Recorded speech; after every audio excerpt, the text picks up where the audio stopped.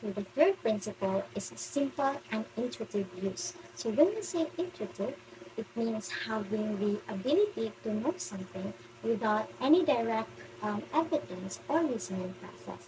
So basically, you are just basing your opinions from your intuition or instinct. For instance, you can implement this video principle through establishing classroom rules or developing some scoring rubrics with the students whenever they have activities. The fourth principle is perceptible information. So when we say perceptible, it can be seen, heard, and noticed. So the inclusive practices in this principle are designed so that they communicate valuable information to all through various formats. So it can be implemented through the use of technological and assistive devices to support learning, communicate with the parents, or share information. So the next principle is tolerance for error. So inclusive practices in this principle are designed to minimize errors and unintended consequences by providing safeguards and warnings to assist all in using them safely. For instance, you can teach study and learning strategies to the students in implementing this principle and its inclusive practices. So the sixth principle is low physical effort. So inclusive practices are designed to be used comfortably and efficiently without much effort from all. So examples of implementing this UDL principle is when you give more breaks and teach mindfulness to the learners. So the next principle is a size and space for approach and use.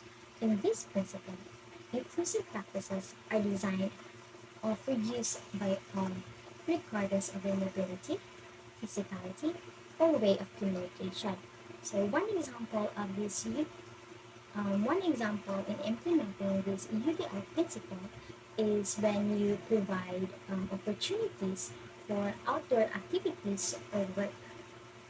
So the eighth principle is community of learners. So in this principle, inclusive practices are designed to promote a social interaction and communication. So one example in implementing this UDL principle is when we promote collaborative activities. So the last principle is inclusive environment.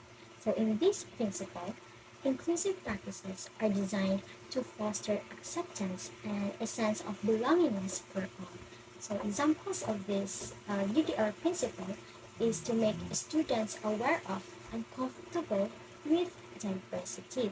So you can also do some team building exercises regularly and integrate lessons in such activities. Moving on, the second effective, evidence-based, inclusive practices that can be used in the classroom is the differentiated instruction. So according to Tomlinson in 2010, differentiated instruction is a teacher's response to students' varying needs, interests, and learning styles. So differentiated instruction is a way of thinking about the classroom with dual goals of honoring each student's learning needs and maximizing students' learning capacity. Moreover, when teachers differentiate instruction, they use a variety of teaching and learning strategies that are necessary to meet the diverse needs of students in any class. Question: why should we differentiate instruction? Differentiating instruction helps ensure that learners are engaged in respectful tasks and provide diverse means of learning that reflect their strengths and address their needs simultaneously. All learners are unique and have varying interests, talents, strengths, and as well as needs. Therefore, it is essential that teaching and learning experiences reflect this diversity. Moving on, how is instruction differentiated? So according to Bender in 2002, there are four identified elements of the curriculum that can be differentiated. So we have the content, the process, the product, and the learning environment. As aspiring educators, we must know our curriculum.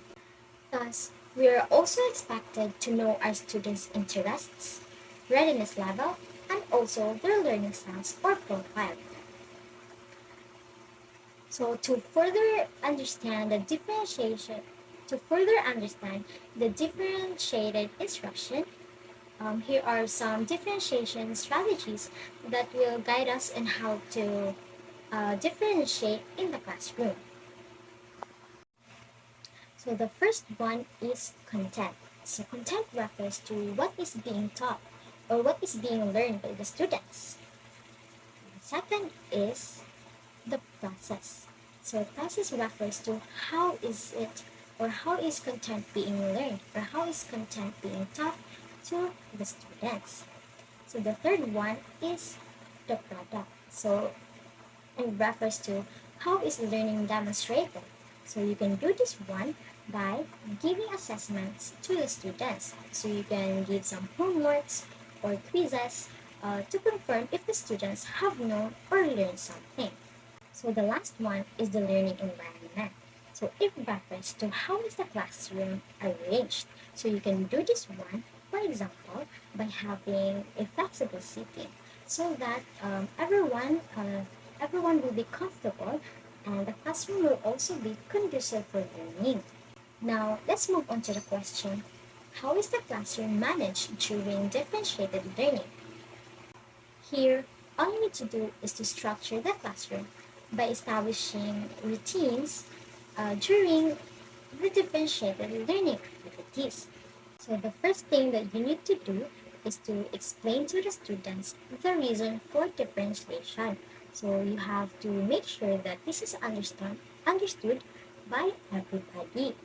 The second is use anchor activities. So some examples of anchor activities are reading, journal writing, skills practicing or spelling, and many more.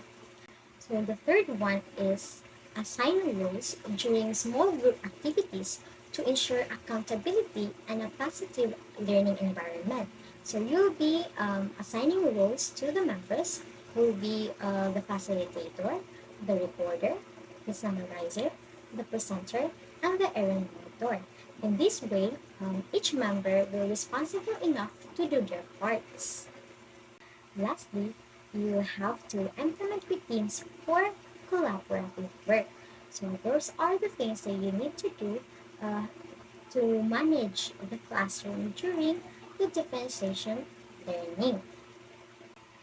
Taking everything into account, we've learned that diversity is normal and inclusivity is adaptable and cooperative. Therefore, educators need to continuously ensure that every learner or every student is present, participating, and achieving success together. And to end our presentation, we will leave you the quote. Inclusion is not simply about being present in the classroom. It's about feeling valued, engaged, and achieving success together. That's it, everyone. Thanks for watching and for listening.